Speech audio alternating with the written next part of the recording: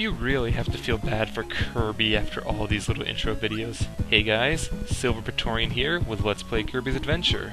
Here we are in World 4. And we're just going to get right into the thick of things and pick up a firepower. And kill everything in our... or not. So we walk on clouds. Oop, dodge the laser. Ah man, that was so irritating.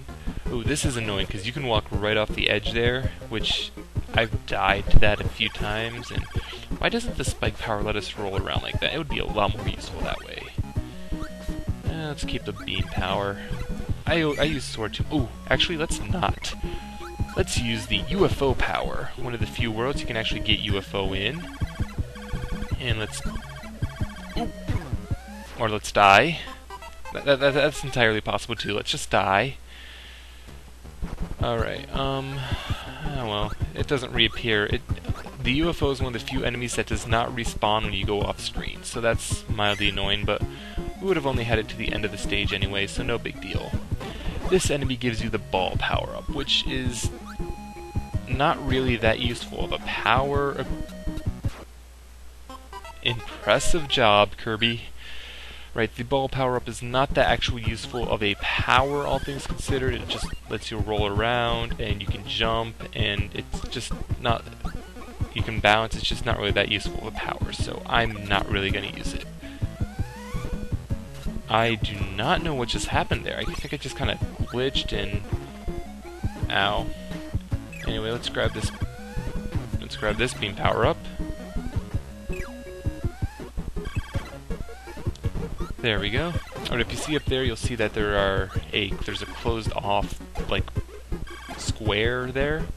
So, instinct should tell us there's something here. And lo and behold, there is a switch. Which gives us the crane minigame, which I will not be playing. It gives us back full health, and we can just finish off this area. Okay, I don't think I've shown off Tornado yet, so just press B and you'll spin along the ground. If you press and hold B, you'll lift off into the air. Nothing too special. And we are already at the end of this level. Nicely done, Kirby. Come on, come on! Nope, only to 3. I used to be a lot better at getting the 1-ups in this game. Alright, so that opens up the next area, which is... another castle in the sky. Okay, the Poppy Bros Jr. Let's just try to avoid them as best as we can.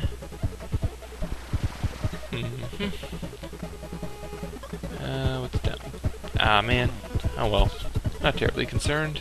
Just jump through here and into the castle. More of them. Okay, let's just go up here and into the door. Nice simple stuff. I don't think there's anything really hidden in this stage, to be honest. Well, actually, yeah, I think there is something, but it's nothing too important. We'll find it, I think. Yeah, we should find it. Is this it? Yes, it is. Alright, through this little door here is a Maximum Tomato. Nothing too special, but still nice to have, especially since I was down a little on life. Jump up here, kill the Poppy Bros, and over to the door. But this game has a nice little design. It looks good and everything, and... well, this could be harder. But this game, yeah, it looks nice, it's smooth, the colors are kind of bright and vibrant. It's a really nice effect. Spark. Well, it was either Spark or Needles, so 2 choices of really lackluster powers. And in here we're fighting 2 Poppy Bros Seniors. So let's fry them best we can. Ow. Duck underneath. Okay, so now we just want to... Aw, man. Okay, crap. I do not like fighting 2 of them at once, because it kind of gets... Alright, so let's just lift up into the air while they dance back and forth. Well, at least when they're out of sync, it's a lot better than when they're in sync. Alright, there's the first one down, and let's use him to kill the second. Nice and easy. These guys aren't too bad of a boss, they're just kind of annoying to fight. Anyway, we are done with this world. Another short one, like all of the levels in this game. And oh yes, we made it up to the top. Got a 1-up.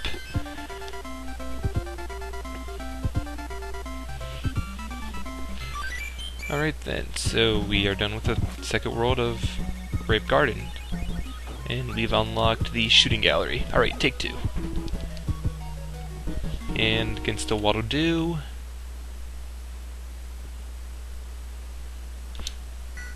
Ah, man. Okay. Waddle do down. Next up is the Starman. 20, bit better. And next is a Blade Knight.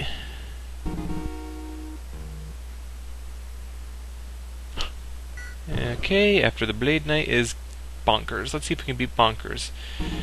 Okay, come on. Oh, anticipation! And here's DDD.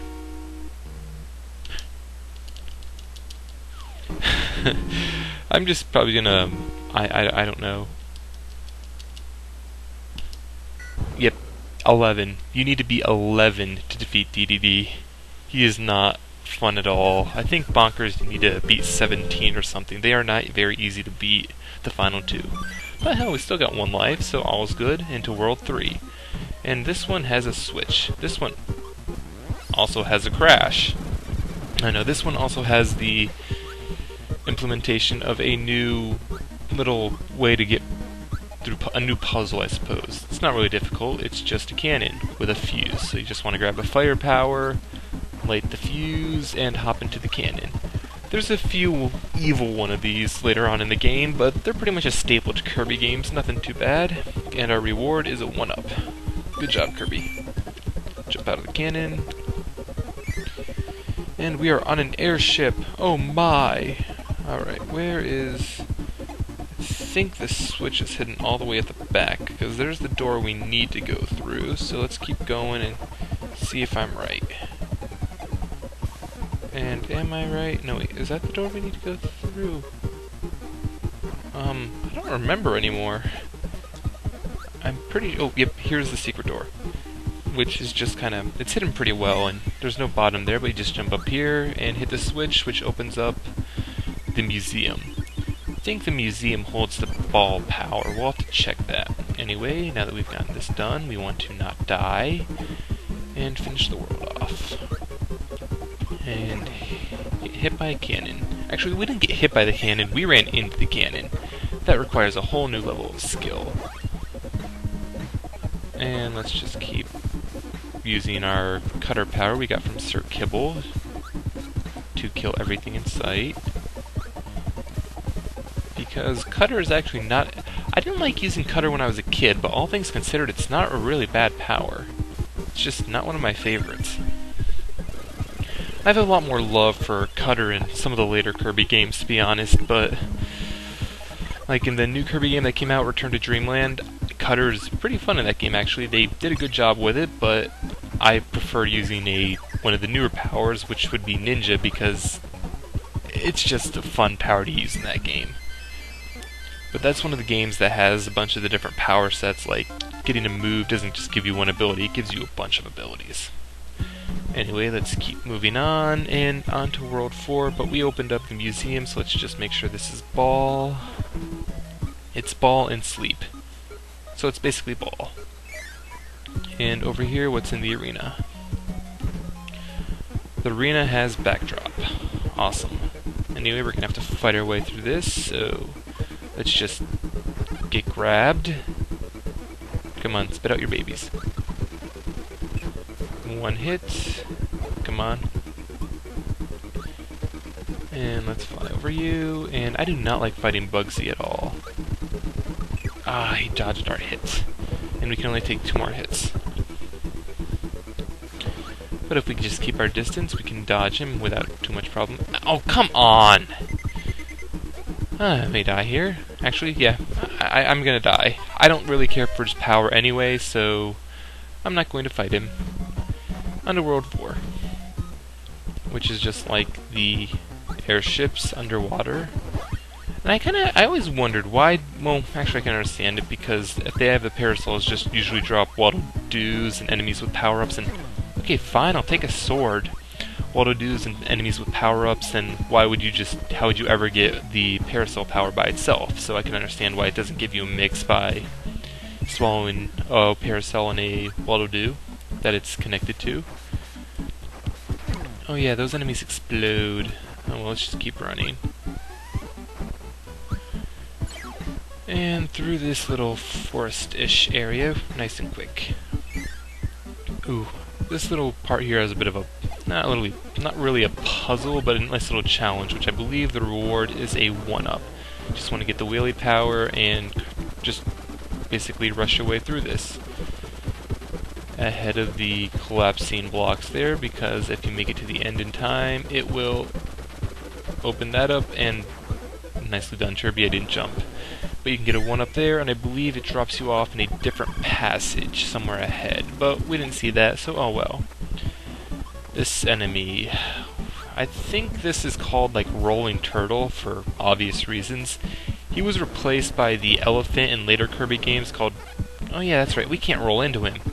The elephant called Fan in later Kirby games. He just provides the throw power, which, I suppose it's arguably more useful than Backdrop, though I don't know. I don't really care for either of them.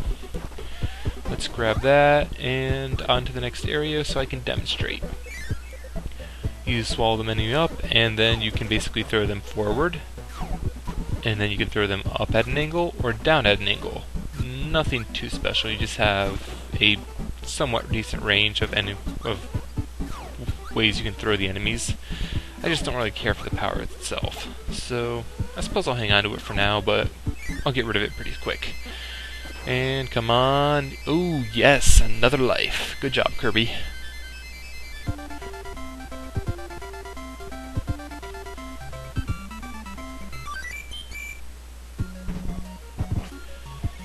And we've opened up World 5. And let's keep going. And into World 5 we have another invulnerability candy. Thank you, Meta Knight. Kind of curious as to why he helps us out in some worlds and sends his Meta Knights after us in others. But not complaining. Well, not complaining when he helps us anyway. Ow. Oh, get out of that. Ugh. Well, oh well, I didn't die, but that was still annoying.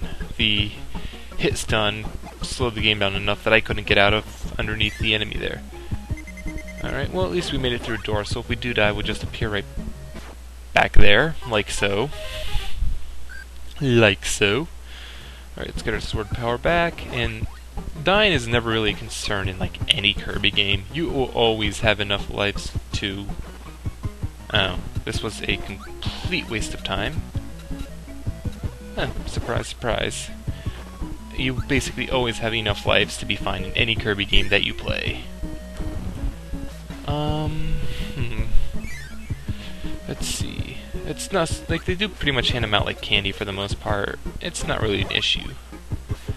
So what other Kirby games have I played and enjoyed? There was Kirby 64, which was a lot of fun. That's right.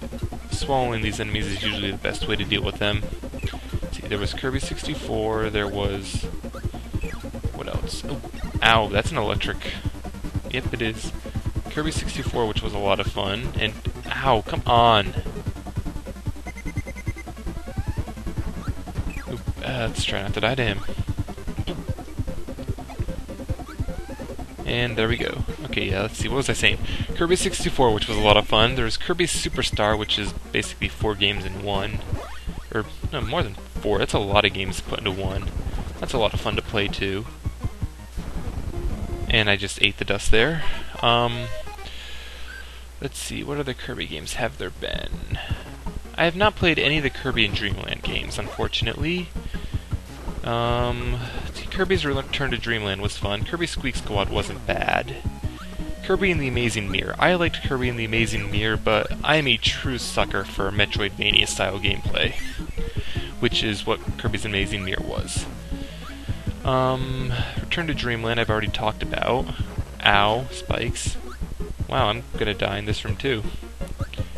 Return to Dreamland, Kirby's Epic Yarn, it's not a bad game by itself, it's just it wasn't a Kirby game. It was just a game with a Kirby name tacked onto it to help it sell better. That's my opinion.